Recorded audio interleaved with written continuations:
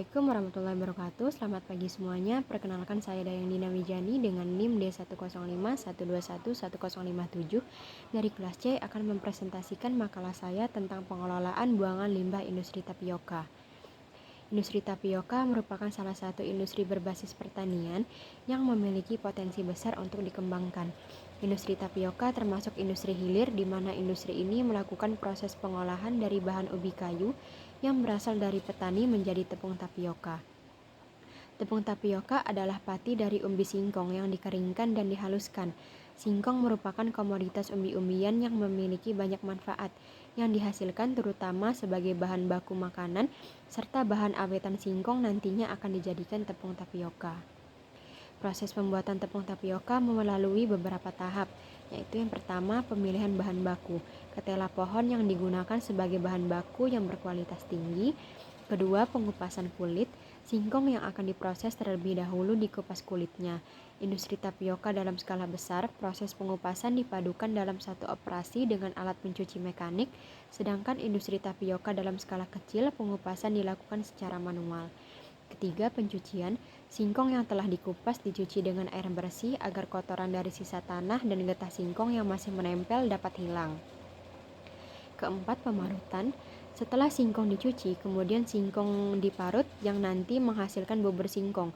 Proses pemarutan dapat dilakukan dengan dua cara, yaitu dilakukan dengan memanfaatkan tenaga manusia dan yang kedua dilakukan dengan generator. Pemerasan. Terdapat dua cara untuk melakukan proses pemerasan, yaitu yang pertama pemerasan menggunakan kain saring, kemudian diremas dengan penambahan air.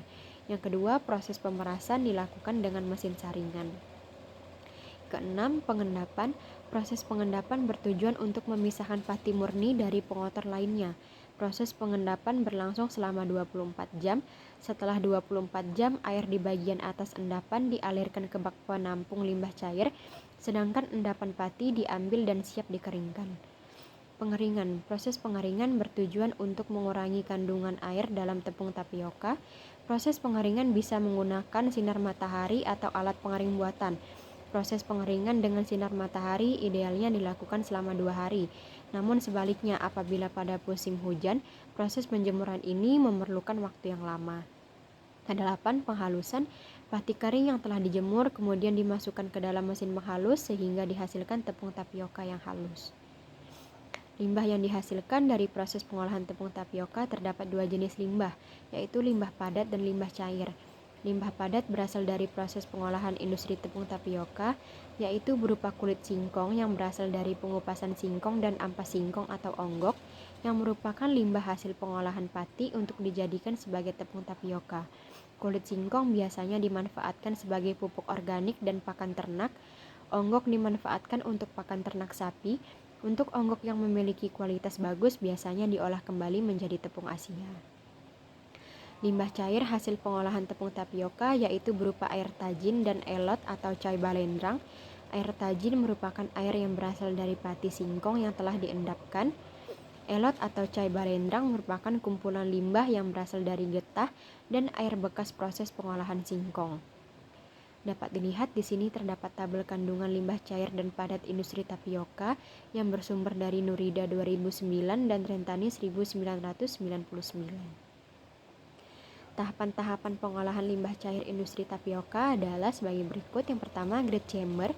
Grade chamber berfungsi untuk memisahkan kerikil dan pasir yang terbawa dalam aliran untuk mencegah penyumbatan dan terbentuknya endapan pasir dalam reaktor USB. Yang kedua, bak ekualisasi. Bak ekualisasi di sini berfungsi untuk mengendapkan partikel diskrit dan meratakan beban air limbah. Air limbah yang ditampung dalam bak ekualisasi disalurkan ke unit USB dengan pompa submersible. Kolam aerasi. Fungsi dari aerasi di sini untuk mengontakkan udara ke air limbah dan meminimalisir adanya zat pencemar yang terkandung di dalam air serta melarutkan oksigen langsung di dalam air. Keempat, UASB atau Upflow Anaerob Sludge Blanket. Sesuai dengan namanya, air buangan yang masuk dialirkan ke atas dan akan mengalami kontak dengan mikroorganisme yang terdapat pada selimut lumpur. Pada selimut lumpur ini terjadi proses pengolahan air buangan tersebut. UASB dapat menurunkan kadar BOD, COD, TSS dan berpengaruh terhadap pH. Sedimentasi. Fungsi bak sedimentasi di sini untuk mengendapkan partikel diskrit secara gravitasi karena limbah cair tapioka terdapat partikel yang menyebabkan suspensi dan perubahan warna pada air limbah. Filtrasi. Fungsi bak filtrasi di sini untuk memisahkan partikel-partikel yang masih ikut terbawa dari pengolahan sebelumnya. Terdapat beberapa alternatif yang dapat diterapkan untuk melakukan pengolahan limbah padat tapioka, seperti teknik biofertilizer dan pengomposan. Proses pengomposan secara alami berlangsung dalam waktu yang cukup lama, yaitu 2-3 bulan, bahkan 6-12 bulan tergantung dari bahannya. Proses pengomposan dapat dipercepat dengan bantuan penambahan inokulan, sumber nitrogen, dan air.